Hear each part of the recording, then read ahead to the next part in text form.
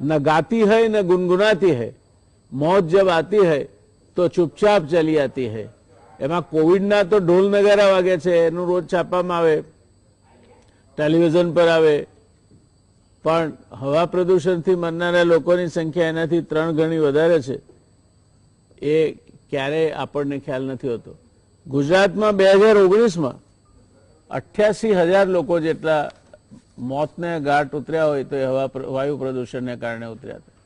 वायु प्रदूषणमां सौथी वधु 33% मौत क्रोनिक ऑब्स्ट्रक्टिव पल्मोनरी बीमारीथी थाय छे, ज्यारे 29.2% हृदयनी बीमारीथी, 16.2% स्ट्रोकथी, 11.2% लोअर रेस्पिरेटरी इन्फेक्शनथी અને દેશમાં 10 લાખની વસ્તીએ 53.5% લોકો વાયુ પ્રદૂષણના કારણે થતી બીમારીથી પીડિત છે।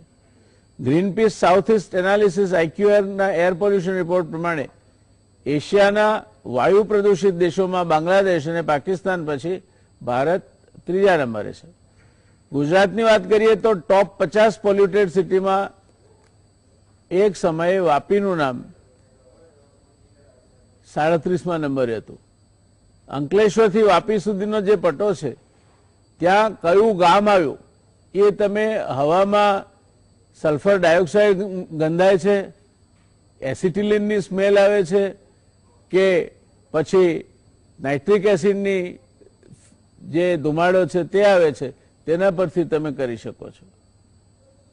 આ પટ્ટો અંકલેશ્વરથી વાપી સુધીનો લગભગ 5,000 જેટલા કેમિકલ ઉદ્યોગોને धारण करीने बैठो छे अने एयर पोल्यूशन एकलुं ज नहीं पण पाणीनुं प्रदूषण अने जमीन प्रदूषण पण आ विस्तारमां सौथी वधारे छे।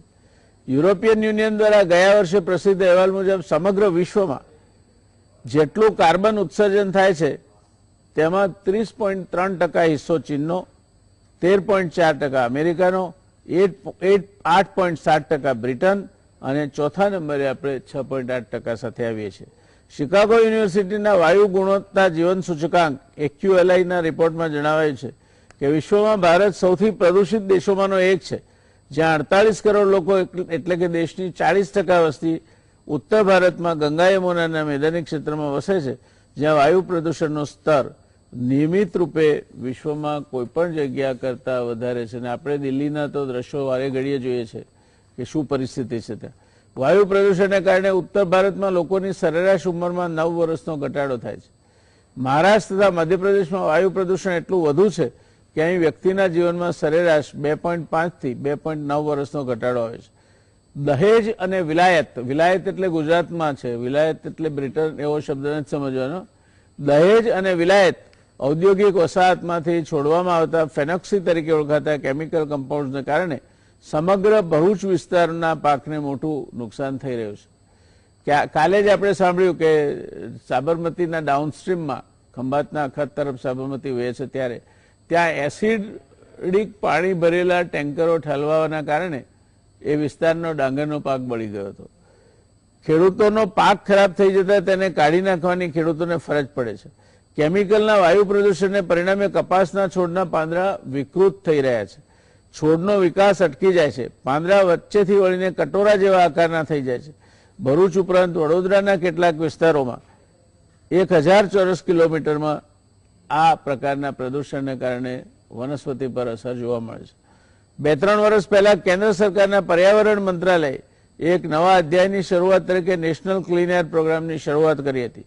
દેશના 101 મોટા શહેરોનો આ યોજનાના પહેલા પગલે સમાવેશ કરવામાં આવ્યો હતો। એના પછી બીજા બી કેટેગરીના શહેરો સમાવવાના હતા। હવાના શુદ્ધિકરણનો સરકારનો સંકલ્પ અત્યારે તો હવાઈ કિલ્લા જેવો સાબિત થઈ રહ્યો છે।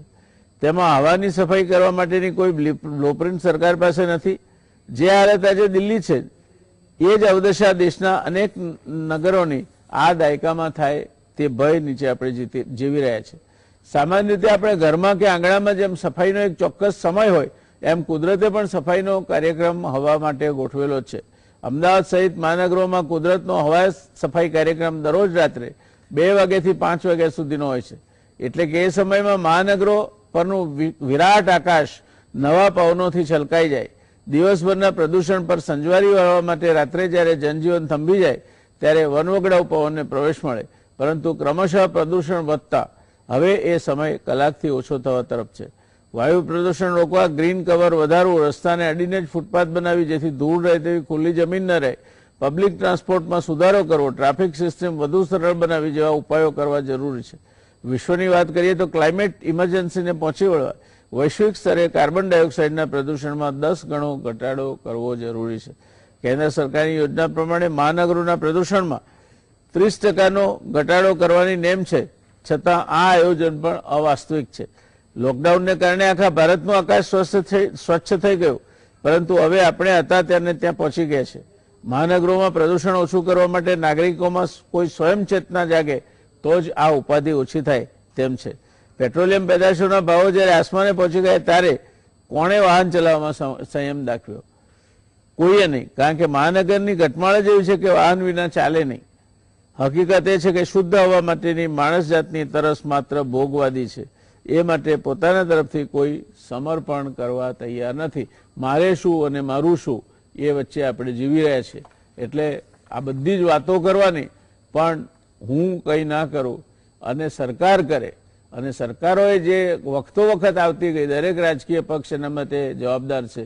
એણે આપણને એવું શીખવાડ્યું છે કે સરકાર કરશે, સરકાર બધું જ કરશે, સરકાર મફતમાં કરશે, અને આપણે વસ્તી વધારાના પુણ્ય કાર્ય સિવાય કશું જ કરવાનું રહેતું નથી. એ દેશમાં ભગવાન કદાચ ફરી જન્મ લે, ગીતામાં કહ્યું છે, વચન આપ્યું છે એણે કે યદા યદા હિ ધર્મસ્ય ગ્લાનિર્ભવતિ ભારત અભ્યુત્થાનમ ધર્મસ્ય તદાત્માનમ સૃજામ્યહમ પરિત્રાણાય સાધુનામ વિનાશાય ચ દુષ્કૃતામ ધર્મ સંસ્થાપનાર્થાય સંભવામી યુગે યુગે. એ વખતે આપી દીધું હશે વચન. બાકી અત્યારે જન્મે તો એને પણ આ ટોક્સિક એર મારી નાખે તે પ્રકારની પરિસ્થિતિ છે. એટલે ભગવાન વચન આપીને કેમ નથી જન્મતા એવો કોઈને સંશય થતો હોય તો એનું કારણ આપણું આ જે વાતાવરણ છે અને આપણા જે યમ નિયમો છે, આપણું જે મન છે, એ બધું જ અત્યારે પ્રદૂષિત છે. એટલે ભગવાન આવે તો કઈ રીતે આવે? એટલે એ પ્રકારની પરિસ્થિતિમાં આપણે ક્યાં તરફ જઈ રહ્યા છીએ, કયા રોગો થાય, એનો સામનો કઈ રીતે કરવો, એ ઉપરાંત આ પરિસ્થિતિને ખાળવા શું પગલાં લેવા જોઈએ, એ માટે આપણે 3 વિદ્વાન પેનલિસ્ટને આજે નિમંત્ર્યા છે ચર્ચા માટે. ડોક્ટર તુષારભાઈ પટેલ એ છાતીના રોગોના નિષ્ણાત છે. કોવિડની રાજ્ય સરકારની પેનલના શરૂઆતથી તેઓ શ્રી સભ્ય છે અને એક સિદ્ધ હસ્ત તબીબ તરીકે આ ક્ષેત્રનો એમને બહુ ઊંડો અનુભવ છે. ભાઈ મહેશભાઈ પંડ્યા આપણી સાથે ગઈકાલે પણ હતા. એન્વાયરોન્મેન્ટ એન્જિનિયર છે, પર્યાવરણ મિત્રના ડિરેક્ટર છે, પર્યાવરણ મિત્ર નામના સામાયિકના 25 વર્ષથી સંપાદક છે, United Nations Economic and Social Council સાથે સંકળાયેલા છે અને United Nations Framework Convention on Climate ચેન્જના તેઓ શ્રી ઓબ્ઝર્વર છે. આજે આપણી સાથે એક નવા મહેમાન જોડાયા છે અને સાનંદ આશ્રય થાય એવી બાબત એ છે કે પોલાશભાઈ મુખર્જી, ભાઈ હું જાણી જોઈને લગાડું છું કારણ કે એમને ગુજરાતી આવડે છે ને ગુજરાતી સરસ મજાનું બોલી શકે છે. એર ક્વોલિટી મેનેજમેન્ટ, એન્વાયરમેન્ટલ હેલ્થના નિષ્ણાત છે, નેશનલ ક્લીન એર પ્રોગ્રામ સાથે કામ કરી ચૂક્યા છે. હાલમાં તેઓ નેચરલ રિસોર્સિસ ડિફેન્સ કાઉન્સિલ એટલે કે એનઆરડીસી માટે એર ક્વોલિટી અને ક્લાઇમેટ ચેન્જ માટે કામ કરી રહ્યા છે. અગાઉ centre for science and environment માટે પણ કામ કરી ચૂક્યા છે. આઈઆઈટી મદ્રાસમાંથી ડેવલપમેન્ટ સ્ટડીઝનો તેઓશ્રીએ ઉચ્ચ અભ્યાસ કર્યો છે. પોલાશભાઈ, આપનું સ્વાગત છે આ ચર્ચામાં. આપ પહેલીવાર ગુજરાત સમાચાર ટેલિવિઝન સાથે જોડાયા છો. ગુજરાત સમાચાર ટેલિવિઝનના દર્શક મિત્રોને પણ આપના જ્ઞાનનો લાભ મળશે. ત્યારે મને લાગે છે કે શરૂઆત આપનાથી જ કરીએ. તો આ હવા પ્રદૂષણ અંગેની આપણે વાતો કરીએ છીએ અને છતાંય એ વધતું જાય છે. શું મંતવ્ય છે આપનું? આપણે આ ક્લીન એર પ્રોગ્રામમાં પણ આપ રહી ચૂક્યા છો, પણ હવા તો દિવસે દિવસે શુદ્ધ થવાને બદલે બગડતી જાય છે. શું કહેવું છે આપને આ બાબતમાં? સૌ પ્રથમ ડોક્ટર વ્યાસ, મને આ પ્રોગ્રામ પર બોલાવવા માટે બહુ તમારો આભાર. હવા, તમે વાયુની પ્રદૂષણની વાત કરી, તમે સારા બધા સ્ટેટિસ્ટિક્સ અમને કીધા. એ અમારી આજની રિયાલિટી છે. આજની તારીખમાં અમે જોઈએ તો કોઈ પણ મોટા શહેરમાં અથવા તો મહાનગરમાં જોઈએ, અમદાવાદમાં જોઈએ કે બરોડામાં જોઈએ, દિલ્હીમાં જોઈએ, વાયુ પ્રદૂષણનો જે ઇસ્યુ છે એ સૌ પ્રથમ નજર આવે છે, ખાસ કર આ વિન્ટર મંથમાં. વિન્ટરના મંથમાં જયારે ઠંડક હોય છે ત્યારે તો નજર આવે જ છે, પણ આ જે છે તે એના ક્રોનિક એફેક્ટ એક્યુટ એફેક્ટ દેખાય છે, પણ ક્રોનિક એફેક્ટ એટલે હેલ્થ એફેક્ટ ની જો વાત કરીએ હવે તો લોંગ ટર્મ પર જે હેલ્થ કોન્સિક્વન્સીસ થાય છે એ બહુ વધારે ખતરનાક છે. ડોક્ટર તુષાર અમારી સાથે છે, એ આના પર ચોક્કસ વાત કરશે. પણ વાયુ પ્રદૂષણથી જે લંગ ડેમેજ થાય છે, જે ઇકોનોમિક ઓપોર્ચ્યુનિટીઝ ને એના પર જે કોસ્ટ આવે છે, એના પર જીડીપી પણ આપણું ઓછું થતું છે. તમે વાત કરી કંઈક AQLI જે લાઈફ ઇન્ડેક્સ જે કેલ્ક્યુલેટ થઈ છે યુનિવર્સિટી ઓફ શિકાગો દ્વારા, એમાં કહેવામાં આવે છે કે દરેક ઇન્ડિવિજ્યુઅલનો 7 થી 8 યર્સ લોસ થાય છે ઇન્ડો ગેંગેટિક પ્લેનમાં. ને આમાં જો તમે વાત કરીએ જુદા જુદા શહેરોમાં, તો આનો જે ઇમ્પેક્ટ છે on human life and on human health એ બહુ વધુ રીતે અમને દેખાવામાં આવે છે. એન્ડ વાયુ પ્રદૂષણ એક આવી વસ્તુ છે જેનાથી કોઈ પણ વધારે બચી શકતું નથી, અમીર હોય કે ગરીબ હોય. મારી જે જૂની સંસ્થા હતી centre for science and environment, એને એક અર્લી 2000s એક કેમ્પેન કરેલો કે mister prime minister please roll down your window and breathe the air. આમાં અમે વિચારીએ છીએ કે જો એર પ્યોરિફાયર વાળા એન્વાયરમેન્ટમાં અમે બેસીએ ઓફિસમાં કાં તો ઘરમાં, તો અમે આનાથી કદાચ બચી શકીએ છીએ, પણ એવું નથી. આમાં આ વિચારવું બહુ વધારે જરૂરી છે કે જો દિલ્હી છે કે અમદાવાદ છે કે પુણે છે, દિલ્હી બહુ ખતરનાક લેવલ પર છે, પણ અમદાવાદ કે પુણે જે લેવલ પર છે તે ખતરનાક નથી એવું વિચારવું સેફ નથી. કે આપણે આપણા દેશમાં જે એર ક્વોલિટીના સ્ટેન્ડર્ડ છે તે WHO સ્ટેન્ડર્ડ કરતા બહુ વધારે રિલેક્સ છે. આપણે અહીંયા જો નેશનલ સ્ટેન્ડર્ડ આપણે ગણીએ તો 40 માઇક્રોગ્રામ પર ક્યુબિક મીટર PM 2.5 ની વાત કરું છું, એન્યુઅલ લેવલ એક્સેપ્ટેબલ કહેવાય છે. WHO નો જે સ્ટેન્ડર્ડ છે એન્યુઅલ લેવલ એ 10 માઇક્રોગ્રામ પર ક્યુબિક મીટર છે. તો આપણે WHO સ્ટેન્ડર્ડ કરતા આપણે 4 ગણા વધારે રિલેક્સ છે આપણા સ્ટેન્ડર્ડ, ને પણ આપણા રિલેક્સ સ્ટેન્ડર્ડને પણ અમે નથી મીટ કરતા. તો વાયુ પ્રદૂષણ જે છે એના માટે બહુ બધા મલ્ટી કોમ્પોઝિટ ફેક્ટર્સ રિસ્પોન્સિબલ છે, ને એના સોલ્યુશન માટે કોમ્પ્રિહેન્સિવ વેમાં કામ કરવું બહુ જરૂરી છે. જી ધન્યવાદ. તુષારભાઈ, આપે આ પોલાશભાઈ જે કહ્યું તે સાંભળ્યું છે. આપ તો છાતીના રોગોના નિષ્ણાત છો, ફેફસા આપનો વિષય છે. અમદાવાદમાં આપણે રહીએ છીએ. અમદાવાદમાં જે વાયુનું પ્રદૂષણ છે એ વધતું ચાલ્યું છે, અને અનેક વિસ્તારોમાં આ જે 2.5 મ્યુ પાર્ટિકલનો પ્રોબ્લેમ છે એ પણ જોવા મળે છે.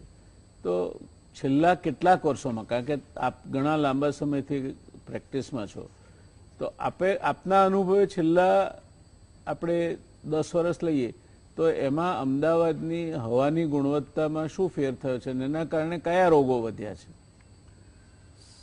જેમ પોલાશભાઈએ કીધું કે સર કે આ જે એર પોલ્યુશન્સ કે વાયુ પ્રદૂષણના કારણે જે તમે અગાઉ પણ તમારા વક્તવ્યમાં જે તમે જણાવ્યું કે પોલ્યુશન્સમાં જે ડિફરન્ટ પ્રમાણના જે કાર્બન મોનોક્સાઇડ, સલ્ફર મોનોક્સાઇડ અને જે વાહનોના કારણે જે પેટ્રોલ એમિશન્સ, ડીઝલ એમિશન્સના કારણે જે પોલ્યુશન્સના કારણે જે તકલીફો થાય છે, અને એમાં જે પર્ટિક્યુલરલી PM5 અને PM10 પાર્ટિક્યુલેટ મેટર અને એનાથી પણ નાના PM1 કે અલ્ટ્રા ફિલ્ટ્રેટ જેવા પાર્ટિક્યુલેટથી જે આપણા મેઇનલી ઇફેક્ટ જે આપણા 3 મુખ્ય અંગો ઉપર, એક તો ફેફસા ઉપર અસર થતી હોય છે, હૃદય ઉપર અસર થતી હોય છે અને બ્રેઇન ઉપર અસર થતી હોય છે. આ 3 મુખ્ય અંગો ઉપર ઘણી બધી અસર થતી હોય છે. એમાંથી મુખ્ય જે પાર્ટિકલ્સ છે એ PM10 પાર્ટિકલ્સ છે. એ અપર રેસ્પિરેટરી ટ્રેકમાં, એટલે કે એ જે ખાલી અપર પાર્ટમાં જ એ રહે છે, જે નીચે જઈ શકતો નથી. એટલે અપર રેસ્પિરેટરી ટ્રેક જે આપણે કોમનલી સાહેબ જે છેલ્લા 5-10 વર્ષમાં આ જે રોગનું પ્રમાણ આપણે વધારે, આંખો લાલ રહેવી, વારે ઘડીએ શરદી ખાંસી થઈ જવી, અને ક્યાંક આપણે બહાર જઈને આવ્યા હોય ને થોડા ભીડભાડવાળા વાતાવરણમાં ગયા હોય કે કાં તો ક્યાં ટ્રાફિક વાળામાં જઈએ અને તરત જ આપણને ખાંસી થઈ જાય છે, એ ઇન્ડિકેટ એ કરે છે સાહેબ કે એના કારણે અપર રેસ્પિરેટરી ટ્રેક ઇન્ફેક્શન વારે ઘડીએ, કારણ કે એનું ઇન્ફ્લામેશન કરે શરીરમાં. આ જે વાયુના પ્રદૂષણના જે પાર્ટિક્યુલેટ આપણા બોડીમાં જઈ અને તે બોડીની સાથે રિએક્શન કરે અને એન્ટીબોડી પેદા કરે અને જેમાં ઇન્ફ્લામેશન થાય, એના કારણે આપણને આ શરદી ખાંસીને થતું હોય છે. એટલે એનું પ્રમાણ છેલ્લા 10 વર્ષમાં આ ઘણું બધું વધી ગયું છે. આપણા સિટીમાં તો ઘણું બધું અમે વધારે કેસીસ પણ જોઈ રહ્યા છે સાહેબ. એક સ્ટડી હતો જે રિસર્ચ થયેલા છે દિલ્હીમાં ને એ જગ્યાએ, આપણા ત્યાં પણ અમે લોકોએ કરેલો હતો કે નાના બાળકોમાં આનું પ્રમાણ ઘણું બધું જોવા મળ્યું છે. કારણ કે જે અત્યારે છેલ્લા 2 વર્ષથી તો સ્કૂલો ચાલુ નથી, પરંતુ 2 વર્ષ પહેલા અમે લોકો જોતા હતા કે એક સ્કૂલના મેં સિમ્પલ અમે સર્વે કર્યો હતો, તો લગભગ એક બસ આપણે ઉતરે તો એમાંથી 2 થી 4 છોકરાઓ એવા નીકળતા હતા કે જેને વર્ષમાં એકવાર ઇન્હેલર, ક્યાં તો વર્ષના વચ્ચે ઇન્હેલર્સ, ક્યાં તો 2 થી 3 વાર ઇન્હેલર્સની જરૂર પડતી હોય, કાં તો નેબ્યુલાઇઝરની થેરાપીની જરૂર પડતી હોય. હવે આ ઇફેક્ટ નાનપણથી લઈ મિડલથી લઈ અને ઘરડા સુધી આની ઇફેક્ટ જોવા મળે છે. એટલે વાયુ પોલ્યુશન્સને કારણે ઘણી બધી ઇફેક્ટ મેઇનલી ફેફસા ઉપર જોવા મળતી હોય છે. અને એમાં પણ જે છે એ મુખ્ય PM2.5 પાર્ટિક્યુલેટ, એ PM2.5 પાર્ટિક્યુલેટ એ આપણા શરીરના લંગ્સમાં ડાયરેક્ટલી એન્ડ પાર્ટ સુધી જાય છે અને એ ઘણીવાર સર્ક્યુલેશન્સમાં જતું હોય છે. અને સર્ક્યુલેશન્સના કારણે સર્ક્યુલેટરી સિસ્ટમ્સ, જેને કહેવાય કે આપણે હાર્ટ એટેક આવો, જેને સર્ક્યુલેટરી સિસ્ટમ હાર્ટ એટેક, તેન પછી બ્રેનનો સ્ટ્રોક આવો, એવા પણ રોગો થવાની શક્યતાઓ વધુ રહેલી હોય છે. એટલે આ જે એન્વાયરમેન્ટ પોલ્યુશન્સના કારણે આ કેસીસ પણ સંખ્યાઓ વધારે જોવા મળી છે. અનફોર્ચ્યુનેટલી કે એક સારું વસ્તુ કહેવાય કે જે આપણે લોકડાઉન દરમિયાન આનું પ્રમાણ ઘણું બધું ઓછું જોવા મળ્યું હતું. અને એ વખતે સાહેબ આપણે પણ જોતા હતા કે હોસ્પિટલમાં ખાલી કોરોનાના કેસીસ જ જોવા મળતા, બીજા બધા કેસીસ ક્યાં ગયા. આપણે પેનલ ડિસ્કશનમાં પણ એ વખતે વાત કરતા હતા કે બીજા બધા રોગોના દર્દીઓ ક્યાં ચાલ્યા ગયા. કારણ કે પહેલા તો અત્યારે જે જોઈએ તો બધા જ પ્રકારના ચિકનગુનિયા ને ડેન્ગ્યુ ને હા ને તે પ્રકારના બધા દર્દીઓ જોવા મળે છે. ઘણા બધા ખાંસીના, રેસ્પિરેટરી ટ્રેક ઇન્ફેક્શનના એ વખતે આપણને જોવા નહોતા મળતા. એ એન્વાયરમેન્ટને પોલ્યુશનની ઇફેક્ટના કારણે આ બધા રોગોમાં વધારો થતો હતો. આપને લાગે છે કે આજે માસ્ક પહેરવાનું શરૂ થયું એ એક રીતે તો કોવિડ સામેના પ્રતિરોધક તરીકે આપણે શરૂ કર્યું, પણ એના કારણે આ જે વાયુ પ્રદૂષણના કારણે થતા રોગો, ખાસ કરીને દમ છે અથવા તો ફેફસાના રોગો છે, એમાં પણ કંઈ ઘટાડો આવ્યો હોય એવું લાગે છે? ચોક્કસ સાહેબ, એના ઘણો બધો ઘટાડો આવ્યો છે. જે રિપીટેડ એક્ઝર્સબરેશન, જે આ વાયુ પ્રદૂષણના કારણે જે લોકો આમાંથી પીડિત થતા હતા, જેમ કે લોકોને અસ્થમા, COPD, આપણે અગાઉમાં પણ કીધું કે સાહેબ 33% લોકો જે છે એ COPD થી પીડાય છે ડ્યુ ટુ ધ એન્વાયરમેન્ટ પોલ્યુશનના કારણે. અને વર્લ્ડમાં પણ જે ડેથ થાય છે એમાં 3rd કોમનેસ્ટ કોઝ COPD ના કારણે, જે પોલ્યુશન્સના કારણે થતો આ રોગના કારણે, કાં તો સ્મોકિંગ હોય કાં તો પોલ્યુશન હોય, એના કારણે જે આ કોમનેસ્ટ કોઝ છે. એટલે એ બધા જ જે એક્ઝર્સબરેશન હતા એ માસ્કના કારણે ઘણા બધા ઓછા જોવા મળ્યા હતા. એક સર્વે સાહેબ ફાર્માસ્યુટિકલ જર્નલનો પણ અમે જોયો હતો કે આ જે બે વર્ષ જે આપણે કોરોનાના કાળ દરમિયાન જે વર્ષથી 1.5 વર્ષનો રહ્યો હતો, એ કાળ દરમિયાન લગભગ ઇન્હેલર્સની જે રિક્વાયરમેન્ટ હતી એ લગભગ 50% જેટલી થઈ ગઈ હતી. એટલે એ કેટલું બધું કંટ્રોલ થયું હતું ડ્યુ ટુ ધ એન્વાયરમેન્ટ માસ્કના કારણે. સિમ્પલ માસ્કના કારણે પણ ઘણો બધો ફાયદો થયો હતો. દર્શક મિત્રો, જો તમે અમદાવાદ, વડોદરા, સુરત અથવા તો આ જે કેમિકલ એસ્ટેટ છે એ પટ્ટામાં રહેતા હો તો આ માસ્ક પહેરવાથી કોવિડથી તો બચવાની વાત હતી જ, પણ એની જે પોઝિટિવ બાય ફોલ ગણાય અથવા તો પોઝિટિવ ફોલઆઉટ ઇફેક્ટ ગણાય એ આ પ્રકારના જે ડોક્ટર તુષારભાઈએ કહ્યું આપણને એ પ્રકારના રોગોથી પણ એ બચાવે છે. અને એટલે ઇન્હેલરની જરૂરિયાત 50% ઘટી જાય એનો અર્થ એ થાય કે એ જે પ્રકારના શ્વાસનળીના રોગો અથવા શ્વસનતંત્રના રોગો છે એ તમને માસ્ક પહેરવાથી તમે જે પ્રદૂષિત હવા લો છો શ્વાસમાં એમાં ચોક્કસ મદદ કરે છે. એટલે આ માસ્ક માત્ર કોવિડ માટે પહેરીએ છીએ એવું ના સમજતા, બને તો માસ્ક કાયમી ધોરણે અપનાવી લો તો આ જો શહેરોમાં રહેતા હો અથવા તો જ્યાં પ્રદૂષિત હવા છે ત્યાં રહેતા હો તો તમને ઘણો ફાયદો થશે. આ ડૉક્ટર તુષારભાઈની વાત આપણે ગાંઠે બાંધવા જેવી છે અને સમજીને ચાલવા જેવું છે.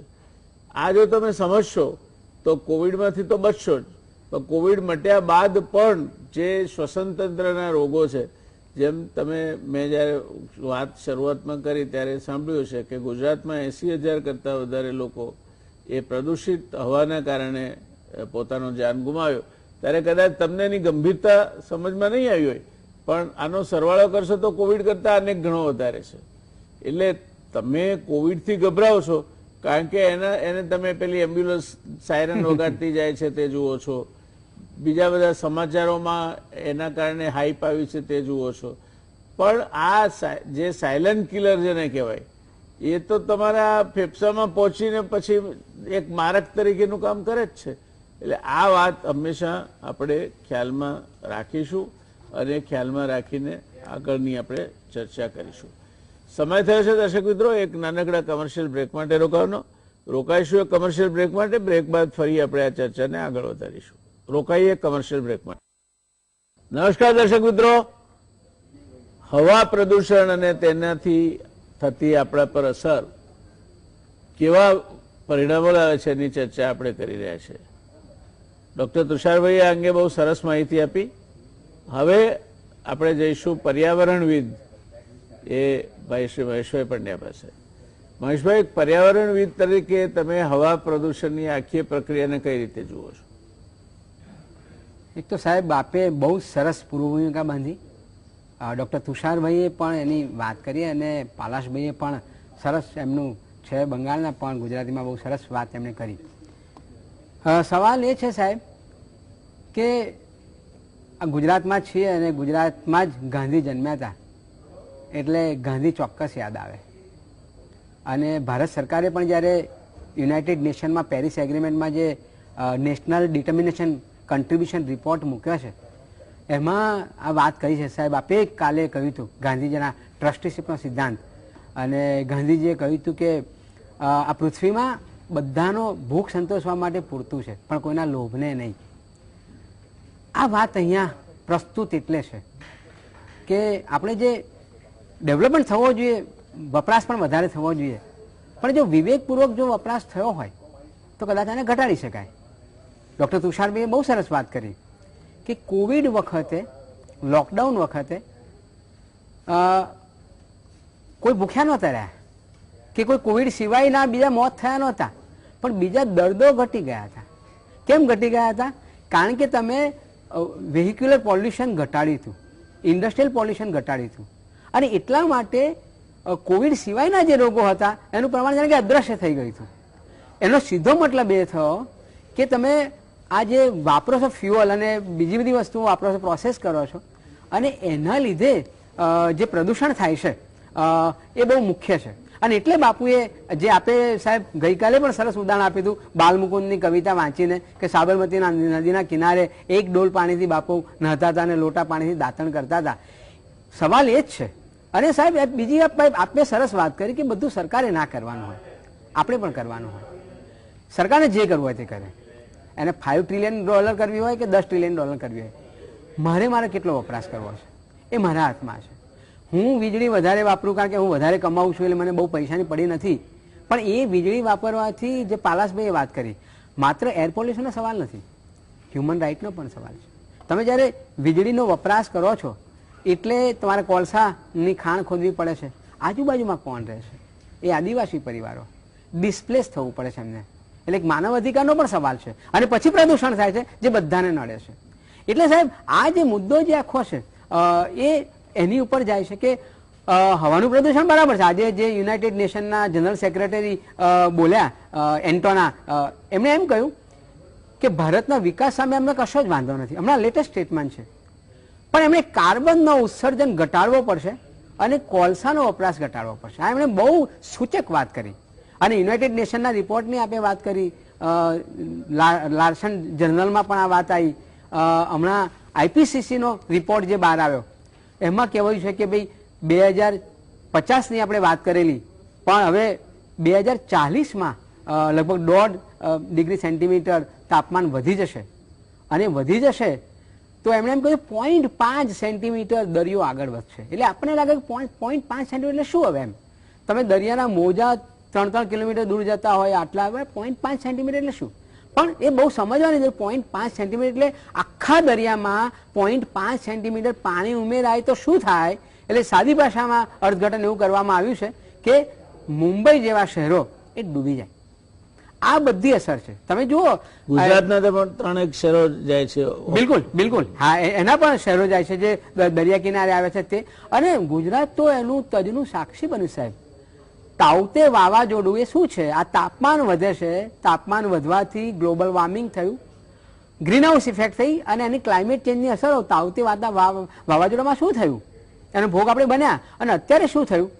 અત્યારે જે પૂર આવ્યું, ફ્લડ આવ્યું અને જે સ્થિતિનું નિર્માણ થયું છે, આ બધું તો આના લીધે જ છે, આ કાર્બનનું ઉત્સર્જનના લીધે. વિશ્વમાં ઘણી જગ્યાએ થયું છે. વિશ્વના ઘણી જગ્યાએ, ઇવન જર્મની જેવા યુરોપના દેશોમાં ક્યારેય નહોતા થયા એવા પ્રકારના. બિલકુલ સાહેબ, કેનેડામાં 1000 લોકો મરી ગયા, કેલિફોર્નિયામાં જંગલમાં આગ લાગે, ફ્લોરિડામાં જંગલમાં આગ લાગે. અને એટલા માટે ગઈકાલે સવારે બાઇડને એર એક્શન પ્લાન બનાવ્યો છે. મજાનો છે, આપણે શીખવા જેવું છે એમાંથી. એમાં એમ કહ્યું છે કે જે કામદારો જે છે જે ખુલ્લામાં રહેશે એમના કામના કલાકો અહીંયા ઘટાડવા પડશે અને વધારે ના રહે હવામાં, એ જોવું પડશે. આપણે ત્યાં શું કરીએ સાહેબ?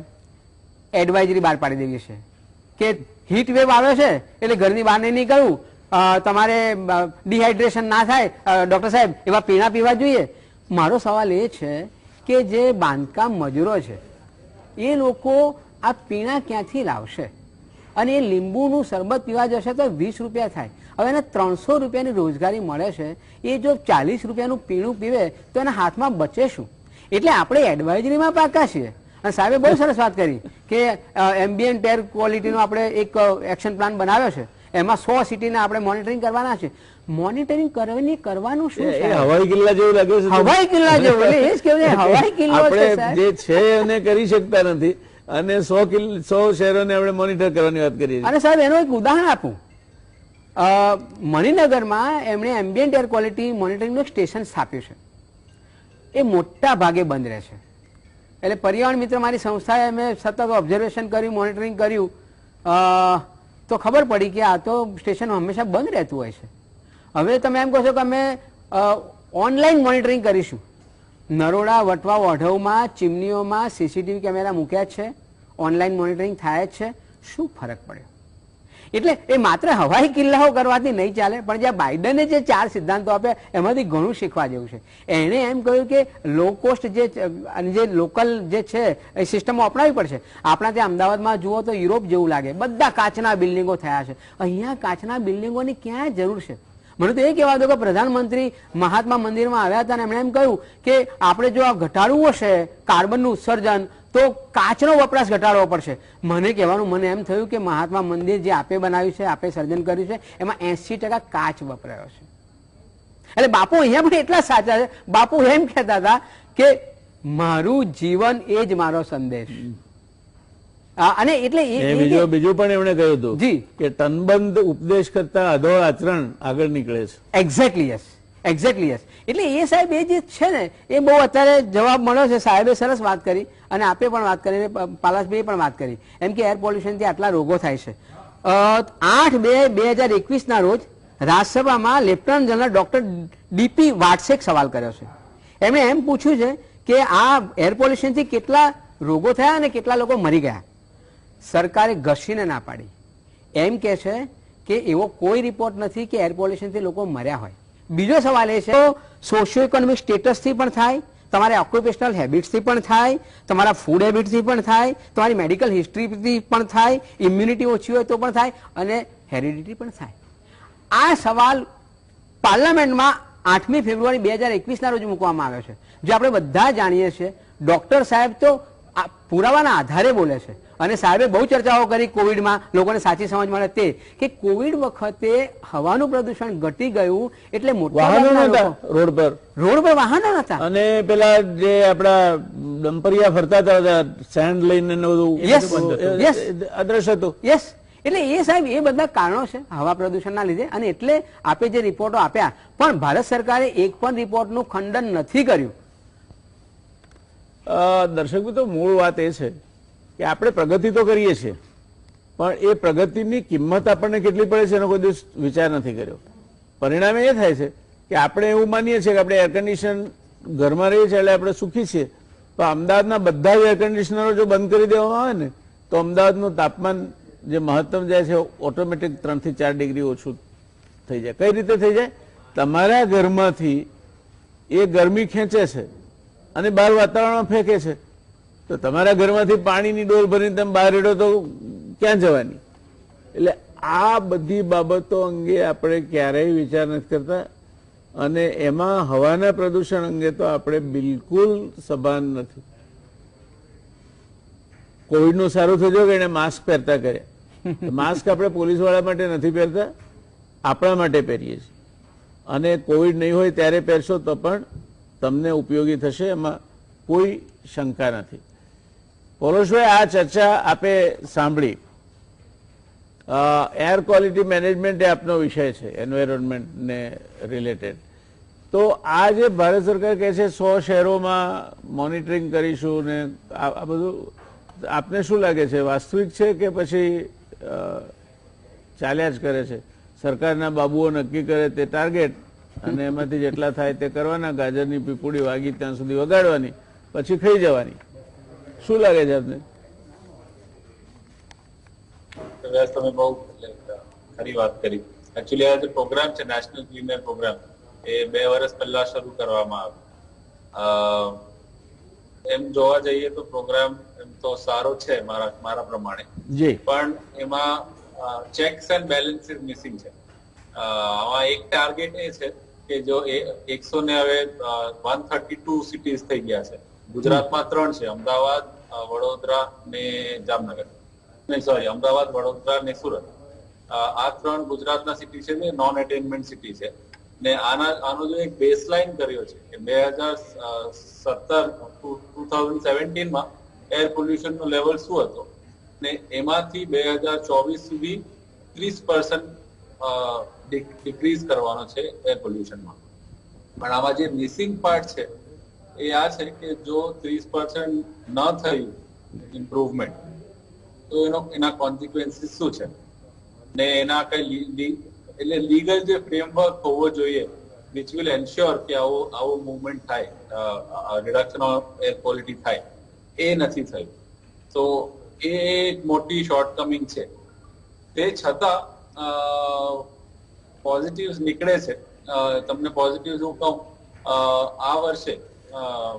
આ વર્ષે સૌથી પ્રથમવાર ફાઇનાન્સ કમિશન ઓફ ઇન્ડિયા જે છે તેને એર ક્વોલિટી માટે ડેડિકેટેડ ફંડિંગ માટે 11,000 કરોડની ઉપલબ્ધતા કરી છે 102 શહેરોમાં.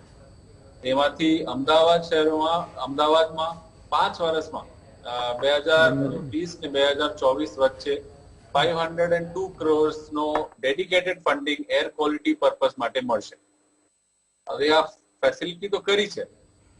હવે પ્રોબ્લેમ શું છે હું તમને કહું, કારણ કે અમારી જે સંસ્થા છે એએમસી સાથે કામ કરે છે અને જીપીસીબી સાથે કામ કરે છે. આમાં કેપેસિટી બહુ ઓછી છે પ્લાનિંગ કરવામાં અને ઇમ્પ્લિમેન્ટેશન કરવામાં. આ જે 502 કરોડ છે એમાંથી 100 કરોડ ઓલરેડી અપાઈ ગયા છે. એ 100 કરોડનું પ્લાનિંગ યુટિલાઇઝેશન ખાસ કર એ પર્પસમાં કરવો જોઈએ જેમાં એર પોલ્યુશન સૌથી ઓછું થાય. ફોર એક્ઝામ્પલ, જે જૂના આપણા વ્હીકલ છે, વ્હીકલ પોલ્યુશન તો આપણે વાત કરી, પણ વ્હીકલ પોલ્યુશન તમને ખબર હશે હમણાં BS6 ની ગાડી આવી છે, એના પહેલા BS4 હતા, એના પહેલા BS3 હતા. તો જે જૂના ગાડી છે તે સૌથી વધારે પોલ્યુટ કરે છે ઓન પર કિલોમીટર બેસિસ. તો આપણે જોઈએ કે જૂના બસ હોય કે જૂના ટ્રક હોય તો એમાંથી સૌથી વધારે પોલ્યુશન નીકળે છે.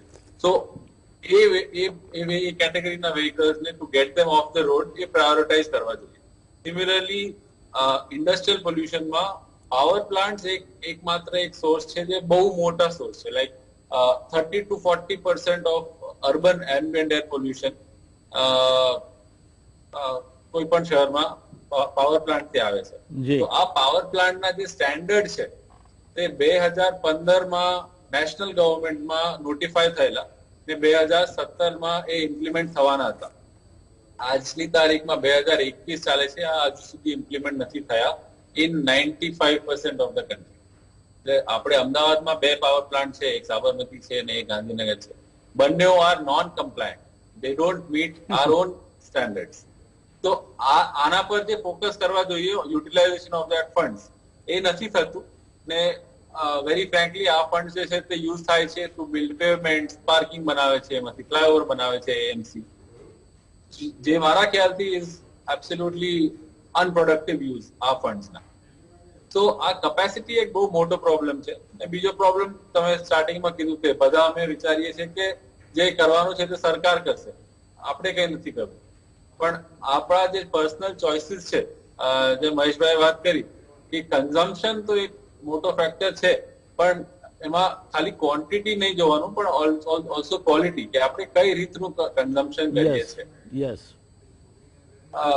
એ પણ બહુ ઇમ્પોર્ટન્ટ ફેક્ટર છે. આપણે ટ્રાન્સપોર્ટેશન વાત પાછા જઈએ તો આજની તારીખમાં આપણે બજારમાંથી કઈ સબ્જી બી લેવા જવું હોય તો આપણે ફટ કરીને 2 વ્હીલર લઈએ કાં તો ગાડી લઈને નીકળી જઈએ.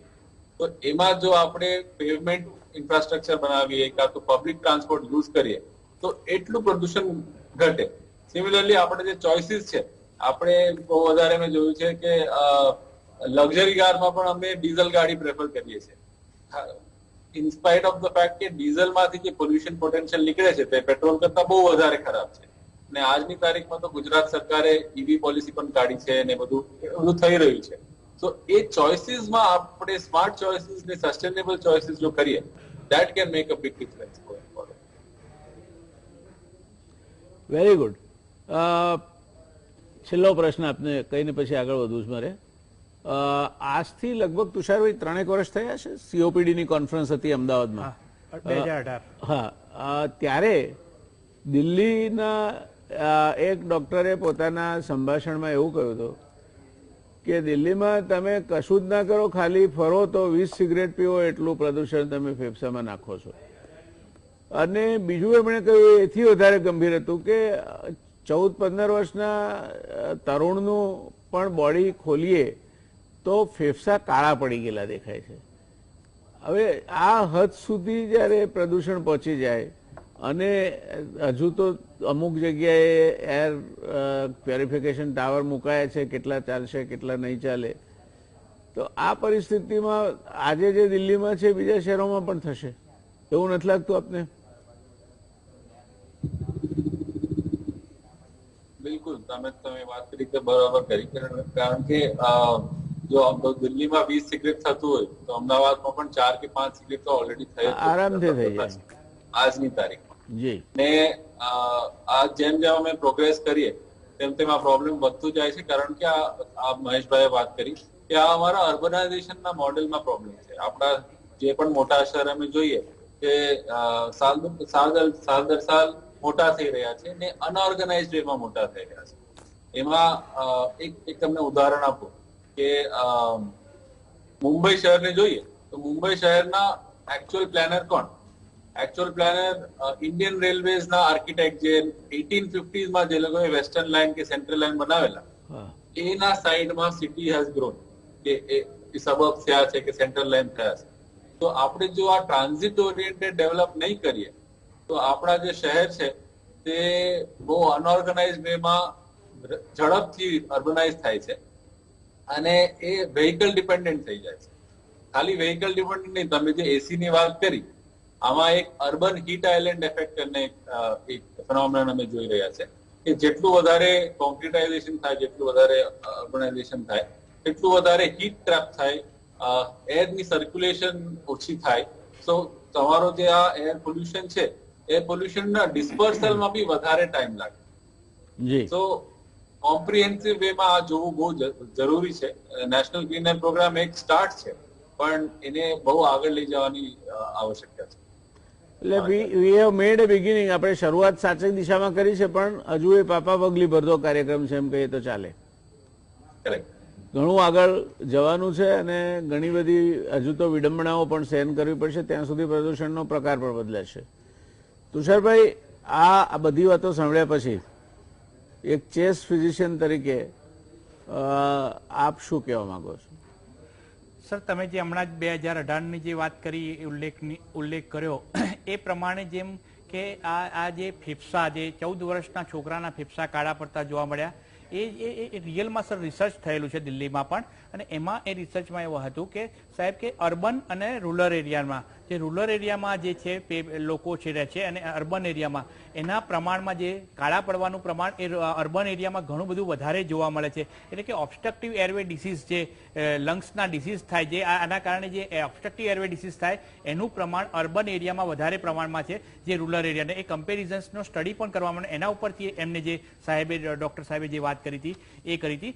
સેકન્ડ થિંગ જે વાત કરીએ સાહેબ, અત્યારે અમે રિટ્રોગ્રેડલી એ સ્ટડી કરી રહ્યા છીએ કે જેમ આપણે એર પોલ્યુશન અને કોરોના એનો પણ અમે એક સ્ટડી રિટ્રોગ્રેડલી ચાલી રહ્યો છે સર દિલ્હીમાં પણ, અને આપણે અહીંયા પણ અમે જોઈ રહ્યા હતા કે એમાં એવું છે કે એર પોલ્યુશનના જે સિટી એરિયા હતા આપણે જોયું હતું કે કોરોનાના કેસીસ એ લગભગ સિટી એરિયામાં વધારે જોવા મળતા હતા અને રૂરલ એરિયામાં ઓછા જોવા મળતા હતા.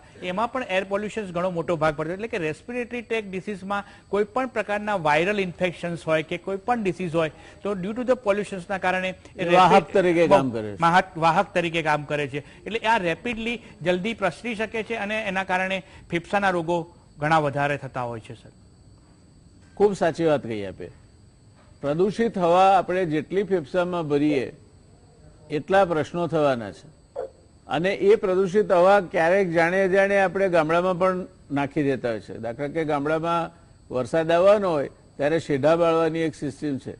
આખા ખેતરમાંથી કચરો ભેગો કરી અને પછી શેઢા ઉપર એને સળગાવે. હવે એ વખતે તમને ખ્યાલ ના હોય પણ એના જે મેશ ઉડે છે, એના જે રજકણો ઉડે છે એ તમે નજીકમાં રહીને કોઈ બાળક હશે કે તમે નજીકમાં રહીને સળગાવશો તો તમને પણ નુકસાન કરશે. એ આપણા ખેતરનો કચરો છે એટલે આપણને નુકસાન નહીં કરે એવું માનવાને કોઈ કારણ નથી, અને આપણે એ બાબતમાં ધ્યાન રાખવું જોઈએ. એ રીતે આપણે શિયાળામાં ટાયર બાળીએ છીએ, પ્લાસ્ટિક સળગાવીએ છીએ કારણ કે લાંબો સમય સળગે અને આપણને ગરમી મળે. તો આ ટાયર બાળવા એ પણ પ્રદૂષણનો એક મોટામાં મોટો, કારણ કે કાર્બન પાર્ટિકલ્સ ઝીણામાં ઝીણા એ સીધા ફેફસામાં પહોંચે એની સવલત આપણે કરી આપીએ છીએ. એટલે આ પ્લાસ્ટિકનો કચરો બાળવો. હા, આપ કઈ કહેવા માંગો છો સાહેબ? આપણે તમે આઉટડોર પોલ્યુશનની જ વાત કરી, આપણે ઇન્ડોર પોલ્યુશન્સ પણ ઘણા બધા આપણા ફેફસાને ઇફેક્ટ કરતા હોય છે. જેમાં આપણે જે સ્ટડી કરીએ કે આપણે મોસ્કિટો રેપિલન્ટ યુઝ કરતા હોય છે, એનાથી ઘણીવાર અગરબત્તીનો જે હમણાં એક દિલ્હીમાં પટેલ ચેસ ઇન્સ્ટિટ્યૂટનું એક પેપર હતું સર, એમાં એક અગરબત્તીના જે એમાં પણ PM2.5 પાર્ટિક્યુલેટ ના સાઇઝના પાર્ટિકલ્સ હોય છે અને જે અંદર આપણા એરવે ડિસીઝ કરતા હોય છે. એટલે આપણે એમ ખાલી આપણે એટલું જ માની દઈએ કે બહારના જ એન્વાયરમેન્ટ પોલ્યુશનના કારણે પણ થતું, પણ ઘરમાં પણ ઘણી બધી બાબતો ધ્યાન રાખવાની જરૂર રહે છે. આ બાબતો સર. Very good. દર્શક મિત્રો, ઘરમાં પણ અને ગામડામાં ફરી પાછો ગામડા પર આવું, કારણ કે હું તો ગામડાનો માણસ છું. એટલે ગામડામાં બધે જ કઈ ગેસના ચૂલા નથી. આપણે લાકડા બાળીએ છીએ, છાણા બાળીએ છીએ, ને કેટલીક જગ્યાએ પેલા પથ્થરિયા કોલસા પણ બાળીએ છીએ. એનો જે ધુમાડો ઘરમાં થાય છે અને ગુમરાયા કરે છે એનાથી પણ ફેફસાના રોગો થાય છે. એટલે તમારા ઘરમાં પવન આ બાજુથી પેલી બાજુ સડસડાટ જઈ શકે તે પ્રકારની હવાશિયા અથવા તો બારી રાખવી જોઈએ. જો એ બારી રાખશો તો તમારા ઘરમાં ધુમાડો નહીં થાય, અને નહીં રાખો તો ચોક્કસ તમે તમારા બાળકોને, તમારા ઘરમાં જે બહેનો રસોઈનું કામ કરે છે એમને, એ બધાને, અને આવા રોગો શિયાળામાં વધારે થતા હોય છે કારણ કે હવા ઘન હોય અને એ ઘનતાના કારણે સરળતાથી ફેફસામાં પહોંચી જાય. એટલે આ બધી આપણે સવલત કરી આપીએ છીએ. એટલે ગામડામાં પણ તમે ઘરમાં પ્રદૂષણની વાત કરીએ તો આ બધા પ્રશ્નો આપણે જોવા જેવા છે. શહેરમાં આ કંઈક થયું ને ફટાક દઈને હીટનો સ્પ્રે મારી દીધો કે કોઈક જગ્યાએ પેલી કાચમાં છાપ અગરબત્તી સળગાવી કે બીજી કોઈ અગરબત્તી સળગાવી, તો એનાથી પણ પ્રદૂષણ થાય છે. આ વાત આપણા ખ્યાલમાં હોવી જોઈએ. મહેશભાઈ, પર્યાવરણવિદ તરીકે આપનું ગુજરાતના અંગેનું વિહંગાવલોકન શું છે? કઈ કઈ જાતના પ્રદૂષણ આપે જોયા છે અને ક્યાં જોયા છે? એક તો ગઈકાલે આપણે પાણી પ્રદૂષણની અંદર ચર્ચા કરી છે. હા, આજે હવા પ્રદૂષણ. આપણે માત્ર આજે હવા અને કેમિકલ ગેસીસ અને ફ્યુમ્સથી થતા પ્રદૂષણની જ વાત કરીશું. એટલે હવા પ્રદૂષણમાં તો સાહેબ એ જે છે, એક તો વેહિક્યુલર પોલ્યુશન તો જોયું આપણે. હવે તમે નારોલ ને બાજુ જાઓ તો તમને બે પ્રકારના પ્રદૂષણ જોવા મળે. એક તો જે પેલો ડુંગરો બનાવ્યો છે આપણે પિરાણાનો, હા હા, એ તો પર્યાવરણને ફાયદો ના કરે, ઝાડ ઉગે તો વરસાદ વધારે. એ સતત 24 કલાક એમાંથી બળે છે ને આજુબાજુ 1 લાખ લોકો રહે છે ત્યાં સાહેબ. એટલે એ લોકોની સ્થિતિ. અને બીજું કે એની પર પાણી જ્યારે પડે છે વરસાદનું અને એમાં વિવિધ જાતના પોલ્યુટન્ટ હોય છે, એ ભૂગર્ભ જળમાં ઉતરે છે. એટલે આજુબાજુમાં જો તમે વોટર સેમ્પલ તમે લો તો તમને આઈડિયા આવે કે એ એના લીધે કેટલું બધું પોલ્યુશન થાય છે. બીજી વાત આપણી પબ્લિક ટ્રાન્સપોર્ટની મારે કરવી છે, ખાસ કરીને ગુજરાતની, કે ગુજરાત એ મોડેલ સ્ટેટ છે અને આપણે બધે એને હાઇલાઇટ કરીએ છીએ. સાહેબ હું જ્યારે વિદ્યાર્થી હતો 92માં LD એન્જિનિયરિંગમાં ભણ્યો ત્યારે સાહેબ અમે AMTSમાં લાલ બસમાં મુસાફરી કરતા હતા અને એ વખતે અમદાવાદની વસ્તી 16 લાખની અને બસો 900. આજે 65 લાખની અમદાવાદની વસ્તી છે અને ટોટલ BRTS અને AMTS બંને ભેગી મળીને 1200 બસો છે સાહેબ, માત્ર 1200 બસો. હવે BRTS મોડેલ એટલા માટે લાવ્યા કે બસ રેપિડ ટ્રાન્ઝિટ સર્વિસ, અને એ જ ક્લાઇમેટ ચેન્જ માટે કે ભાઈ વધારે ઝડપી જાય તો વીજળીની બસો લાવે છે. 50 બસો હું એમાં મૂકી. હવે એ સાહેબ એ BRTS બસે આખો અમદાવાદનો રસ્તો ઘેર કર્યો, એટલે જે ઓરિજિનલ રસ્તો હતો એ સાંકડો થઈ ગયો. એના લીધે શું થયું કે the retention time of the vehicle એ વધારે થયો અને કન્જેક્શન, રોડ ટ્રાફિક કન્જેક્શન થયું. એટલે જેટલો સમય વધારે વાહન રોડ ઉપર રહે એટલો ધુમાડો વધારે ફેંકે, બહુ સ્વાભાવિક છે.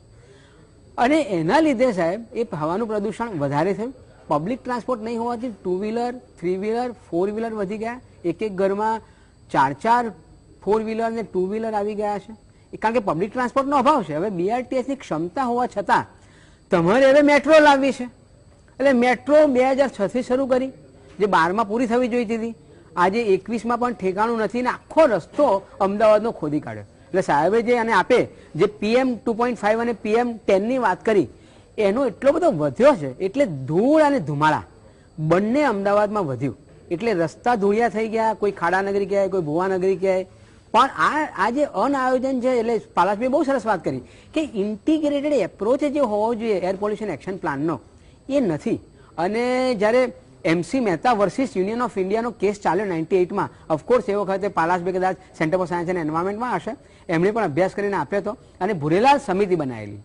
અને ભુરેલાલ સમિતિએ વૈજ્ઞાનિકોના નિષ્ણાતોના આધારે એવું કહ્યું કે ભાઈ આ CNG થી આ બધા પબ્લિક ટ્રાન્સપોર્ટ ચાલવા જોઈએ. આજે પણ અમદાવાદમાં 800 બસ AMTS ને BRTSની ડીઝલથી ચાલે છે. અને હમણાં શરૂઆત સારી કરી છે, 50 બસ ઇલેક્ટ્રિકલ વેહિકલ મૂક્યા, હમણાં વેહિકલ પોલિસી આવી, સ્ક્રેપની પોલિસી આવી. પણ સ્ક્રેપની પોલિસીમાં પણ ક્લેરિટી કરવાની બહુ જ જરૂર છે. બાકી અગેન મને મુદ્દો પ્રદૂષણ કરતા હ્યુમન રાઇટનો મુદ્દો વધારે થાય. પણ તમે અપ્રોચ જુઓ ને, એક બાજુ ટોક્યો ઓલિમ્પિકમાં જી દુનિયાભરમાંથી ભંગાર ભેગો કરી જી ઇલેક્ટ્રોનિક આઇટમોનો, જી અને એમણે મેડલ બનાવ્યા. હા, ટોક્યો ઓલિમ્પિકમાં જેટલી વસ્તુઓ જ્યાં જ્યાં હતી એ બધી રિસાયકલ હતી. જી એક આ અભિગમ છે. હા. અને એક આપણો અભિગમ છે કે જ્યાં કચરો આપણે પેદા કરી જ રાખીએ છીએ અને બેજવાબદાર રીતે તમે આજે પણ જુઓ તો પ્લાસ્ટિકની થેલીઓથી માંડીને બાકીનો કચરો આરામથી અમદાવાદની સફરે નીકળ્યો હોય તે રીતે ફરે છે. એટલે આ એક્શન પ્લાનમાં એવું લખ્યું સાહેબ, આ વખતે જવાબ આપ્યો કે અમે વેસ્ટ મેનેજમેન્ટના 6 કાયદા બનાવ્યા અને બહુ સ્ટ્રિંજન અમે પાડીશું અને સિંગલ યુઝ પ્લાસ્ટિકને દૂર કરીશું, આ બધી વાત અમે કરી છે. પણ આ જે જજમેન્ટ જે આપે કહ્યું કે પ્લાસ્ટિક બાળવામાં આવે છે, NGTએ બહુ કડક ચુકાદો આપ્યો છે કે ઓપન બર્નિંગ ના થવું જોઈએ. પણ વન ખાતું જ કરતું હોય છે કે એને પેલો ઘટાડવો છે વોલ્યુમ, એટલે પેલો ટેકરો વધે નહીં, આવા થાય છે. એટલે એ પણ એક મુશ્કેલી છે. બીજી સાહેબ જો આની વાત કરીએ તો આ ડેબ્રીઝ અને કન્સ્ટ્રક્શન વેસ્ટનો નવો કાયદો આવે સાચું, પણ એનો પણ વેસ્ટ છે ને એનાથી પણ જે ધુમાડા ડસ્ટ ને ઉડે છે એ પણ એક મોટું કારણ છે. બીજી વસ્તુ કે હમણાં આવ્યું કે એટલે પાર્લામેન્ટમાં જવાબ મૂકાયો, 21,000 સ્ક્વેર કિલોમીટર જંગલની જમીન છેલ્લા 2 વર્ષમાં નોન ફોરેસ્ટ કરીને ઉદ્યોગોને આપવામાં આપવી જોઈએ. વિકાસ કરો તો આપવી જોઈએ, ના નહીં, પણ સાથે વાવવા જોઈએ. સુપ્રીમ કોર્ટે કંચન ચોપરાના અધ્યક્ષપદે એક કમિટી બનાવેલી, એ બેન ઇકોનોમિસ્ટ છે પણ મેથેમેટિકલ મોડેલ હતું, પાલાશભાઈ ઇકોલોજીકલ મોડેલ નહોતું. એમાં નેટ પ્રેઝન્ટ વેલ્યુ શોધવાની કે ભાઈ આટલું જમીન તમે જંગલની લીધી તો કેટલા ઝાડ છે, તો એ નેટ પ્રેઝન્ટ વેલ્યુ કરીને તમે કેમ્પા કોમ્પેન્સેટરી એફોરેસ્ટેશન મેનેજમેન્ટ પ્લાનિંગ એવું એક કેમ્પા ઓથોરિટી બની છે, એમાં જમા કરાવો અને એમાં 80% જે તે રાજ્યને પાછા મળે અને 20% કેન્દ્ર સરકારની જોડે વહીવટ માટે વાપરે. 45,000 ગુજરાત 45,000 કરોડ ગુજરાતના પૈસા એમાં જમા પડ્યા છે અને એનો હેતુ એવું છે કે તમારે ફોરેસ્ટ કન્ઝર્વેશન કરવાનું છે. અને ફોરેસ્ટ કન્ઝર્વેશન એટલા માટે સાહેબ કે એર પોલ્યુશન ઘટાડવા માટેનો કુદરતી ઉપાય છે. તમે ઝાડ જેટલા વાવો એટલા થાય. ઓક્સિજનની ઉણપ થઈ, ડોક્ટર સાહેબ તમારી સાથે છે અને પાલાસભાઈ પણ ત્યાંથી કહે છે. આજે ઓક્સિજનની ડેફિશિયન્સી કેમ થઈ સાહેબ? તો લંગ્સના એક્સપર્ટ છે. તમે હવા પ્રદૂષણના લીધે તમારા લંગ્સ નબળા થયા અને એટલા માટે ડેફિશિયન્સી ઊભી થઈ. જો પૂરતા પ્રમાણમાં જમીનના પ્રમાણમાં 33% વૃક્ષો હોત અને ગ્રીન કવર હોત તો કદાચ આ એર પોલ્યુશનને ક્યાંક રોકી શક્યા હોત. એટલે એ ઇન્ટિગ્રેટેડ એપ્રોચ હોવો જોઈએ આપણો, એ નથી. અને એના લીધે તમે જુઓ અમદાવાદમાં આટલું બધું એર પોલ્યુશન છે, એની સામે તમારું અમદાવાદમાં તમે જ્યોગ્રાફિકલી વાત કરો તો 4% ગ્રીનરી છે તમારી. અને એમાં પણ તમે કેવા નાના નાના છોડ વાવો છો જેની ક્ષમતા છે વાયુ પ્રદૂષણને શોષી લેવાની. એવા ઝાડ નથી વાવતા તમે દેશી કુળના, અને એ તો તમે કાપો છો કારણ કે આપણે વિકાસ કરવો છે. અને એનો જ્યારે તમે એનો વાંધો લઈ રહ્યા છો તો કહે છે કે તમે અડચણ નાખો છો સરકારી કામકાજમાં, વિકાસમાં અડચણ નાખો છો. અને હમણાં સાહેબ મજાની એ વાત છે, ફોરેસ્ટ કન્ઝર્વેશન એક્ટમાં એક સુધારો થયો અને સુધારામાં એમ કહેવામાં આવ્યું કે અમે ફોરેસ્ટને મજબૂત કરવા માંગીએ છીએ. હકીકતમાં એ સુધારો એવો થયો જે પાલાસભાઈ જાણતા હશે, હમણાં 2 મહિના પહેલાની જ વાત છે. એમ કે વિકાસના કામોમાં અમુક જાતના ઝાડ કાપવામાં સરકારની મંજૂરીની જરૂર નથી અને સરકારી પ્રોજેક્ટોમાં પણ આ ફોરેસ્ટ ક્લિયરન્સ લેવાની જરૂર નથી. અને આને ફોરેસ્ટ કન્ઝર્વેશનમાં અમે કડકાઈથી વર્તીશું. આ ઉદાહરણ છે. એટલે મતલબ એ થાય છે કે તમે શું કરવા માંગો છો? ખાડે ડૂચા ને દરવાજા મોકળા જેવી અને સાહેબ BIA નોટિફિકેશન આપણે જયારે કોરોનાનો બરાબર કાળ ચાલતો હતો અને આપ ચર્ચા કરી રહ્યા હતા અહીંયા 9 થી 10 ની વચ્ચે ગંભીર ચર્ચાઓ કરી રહ્યા હતા, એ વખતે ડ્રાફ્ટ EIA નોટિફિકેશન આવ્યું કે જેથી કોઈ ઓપિનિયન ના આપી શકે. અને જો એ ડ્રાફ્ટ નોટિફિકેશન જો સાહેબ મંજૂર થઈ જાય તો પછી હવે અહીંયા ચર્ચા કરવાનો કોઈ મતલબ નથી રહેતો. બિલકુલ સાચી વાત છે. દર્શકો, કઈ રીતે કયો દેશ પોતાના પ્રશ્નો ઉકેલે છે એ પણ જાણવા જેવી વસ્તુ છે. અમેરિકામાં એક ઓરેન્જ કાઉન્ટી કરીને છે, વસ્તી ઓછી છે, 8 લાખની જ વસ્તી છે, પણ ત્યાં ટોયલેટ ટુ ટેપ પ્રોગ્રામ ચાલે છે. એટલે તમારું જેટલું પાણી ગટરમાં જાય એ પાણી પાછું શુદ્ધ થઈને તો ઘરમાં આવે ને પીવા માટે વપરાય, અને એ પીવાના પાણી કરતાં પણ શુદ્ધ પાણી હોય છે. એટલે આ કુદરતી સંસાધનો પ્રત્યેની તમારી સભાનતા જો ના હોય તો શું થાય એનું ઉદાહરણ છે. અને એ નહીં રહેવાના કારણે જેમ મહેશભાઈએ કહ્યું, પલાશભાઈએ કહ્યું તેમ ક્લાઇમેટ ચેન્જ થયું. ક્લાઇમેટ ચેન્જ થયું એટલે કેનેડાથી માંડીને અમેરિકા સુધી કાં તો બધી આગ લાગી, કાં તો જર્મનીથી માંડીને બધે વરસાદ ધોધમાર પડવા માંડ્યો. આ બધી પરિસ્થિતિ આપણને ધીરે ધીરે વિનાશ તરફ દોરી જતી પરિસ્થિતિ છે. અને એટલે કોઈ ફિલોસોફર એવું કહ્યું છે કે you are not inherited this earth, what you are doing is you are borrowing from the mouths of future generations. તમે આ ધરતી કઈ વારસામાં નથી મેળવી, તમે આવનાર પેઢીના મોંમાંથી કોળીઓ કાઢીને ખાઈ રહ્યા છો. આપણે આજે એ જ કરી રહ્યા છીએ. પલાશભાઈ, ક્વિકલી આજની પરિસ્થિતિ બદલાશે એ બાબતમાં આપ આશાવાદી છો, ને બદલાશે તો ક્યારે બદલાશે? હું એકચ્યુઅલી અમારી જે નવી પેઢી છે એમાં હું બહુ ઉત્સુક, એટલે આઈ એમ વેરી ઓપ્ટિમાઇઝડ બાય ધેમ. ને જોઈને અમારી પેઢીમાં તમે બહુ બધાને જોઈ રહ્યા છો કે એન્વાયરમેન્ટલી કોન્શિયસ છે. આ બધા જે ચેન્જીસ છે તે વેરી ઓફન 1 કે 2 જનરેશન લાગે છે આ એટીટ્યુડમાં ચેન્જ લાવવામાં. તો એટલે હું ઉત્સુક છું, ઇટ ઇઝ ઓપ્ટિમિસ્ટિક કે બધું બધા સ્કીમો આવી રહ્યા છે ને થિંગ્સ આર ચેન્જિંગ. પણ આમાં બહુ જરૂરી છે કે અમે જે પણ ચોઇસીસ લઈએ, ઇન્ડિવિજ્યુઅલ ચોઇસીસ હોય, કાં તો પોલિટિકલ ચોઇસીસ હોય, કાં તો આપણે એડમિનિસ્ટ્રેટિવ ચોઇસીસ કરીએ, ઇન જે પણ કેપેસિટી અમારી પાસે હોય ત્યારે એમાં એન્વાયરમેન્ટલ ફેક્ટર ને ખાસ કર એર પોલ્યુશન ને મહત્વમાં રાખવા માટે બહુ જરૂરી છે. So I would just like to end with that. બરાબર. એટલે આપણે ટૂંકમાં જો રાજકીય ઈચ્છા શક્તિ હોય તો જ આગળ વધી શકીએ, અને નહીં હોય તો નહીં વધી શકીએ. અને રાજકીય ઈચ્છા શક્તિ તો આપણને ચર્ચિલ કહીને ગયા છે કે આવો જ નથી. India will be ruled by people who will be sweet-tongued with silly hearts, and we will be lost into political squabbles. એટલે આ દેશમાં કાયદો આવે છે પણ વ્યવસ્થા થતી નથી. મૂળ તકલીફ ત્યાં છે. કાયદાઓ બધા સારા હોય છે, એના પાછળના આશય સારા હોય છે, પણ જ્યારે એને ધરતી પર ઉતારવાની વાત આવે ત્યારે ક્યાંક આપણે ગોથું ખાઈ જાય છે. દર્શક મિત્રો, આ બહુ ધ્યાનમાં રાખવા જેવી વાત છે. અને ગોથું ખાઈ જાય છે તો કોને નુકસાન થાય છે? આપણને તો થાય જ છે, પણ આપણને થાય છે એના કરતાં વધારે આવતી પેઢીને નુકસાન થાય છે. હવાનું પ્રદૂષણ, હવે તમે ક્યાંય ટાયર સળગાવો, ક્યાંય પ્લાસ્ટિક સળગાવો, ક્યાંય ખેતરમાં કચરો બાળો, ઘરમાં ધુમાડિયું ના હોય એવા ઘરમાં ધુમાડાના ગોટે ગોટા ઊભા થતા હોય એ પ્રકારના વાતાવરણમાં રહો. ખાસ કરીને બાળકોને એમાં જવા દો. સિગરેટ પીવો, તમારા બાજુવાળાને શ્વાસમાં જાય એ રીતે ધુમાડાના ગોટે ગોટા છોડો. અને ખાણકામથી માંડીને બાંધકામ સુધી તમે જે કંઈ કરો છો એમાં ધૂળ ઉડાડો. તો આપણે પ્રદૂષણને વેગ આપવાનું કામ કરી રહ્યા છીએ. અને આપણે આજે ડૉક્ટર તુષારભાઈને એટલે બોલાવ્યા છે કે એ છાતી અને ફેફસાના દર્દોના નિષ્ણાત છે. તો આ દર્દોથી તમારે જો ના ગ્રસિત થવું હોય તો તમે જાળવીને ચાલો.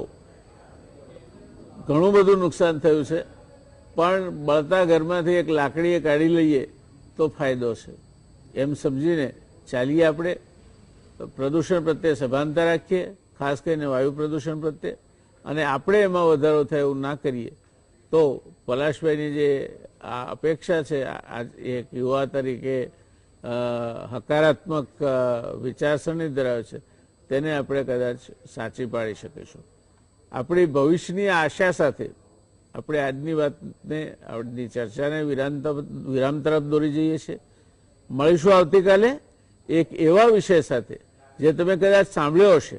અમેરિકા, બ્રિટન અને ઓસ્ટ્રેલિયાએ પરમાણુ ઉર્જાથી ચાલતી સબમરીન ઓસ્ટ્રેલિયાને મળે અને હિન્દ મહાસાગર અને પેસિફિક ઉપર વધારે સારી રીતે પોલીસગીરી થઈ શકે એ માટેનો એક કરાર કર્યો છે. ફ્રાન્સને એના કારણે ખોટું લાગ્યું છે. ઓસ્ટ્રેલિયાના પાડોશી દેશ ન્યુઝીલેન્ડ, એને તો એટલું ખોટું લાગ્યું કે એને આ સબમરીન આવે આવતા જો કે 8-10 વર્ષ લાગશે, પણ એને ન્યુઝીલેન્ડના જે દરિયાઈ સીમા છે એમાં પેસવાની મનાઈ ફરમાવી દીધી છે. કેનેડાને ખોટું લાગ્યું છે કારણ કે આ સંધિમાંથી પડતા મુકાયા છે. ઘણી રસપ્રદ ઘટનાઓ બનવાની છે આ બાબતે, એની ચર્ચા કરીશું આપણે આવતીકાલે. શુભરાત્રી, ટેક કેર.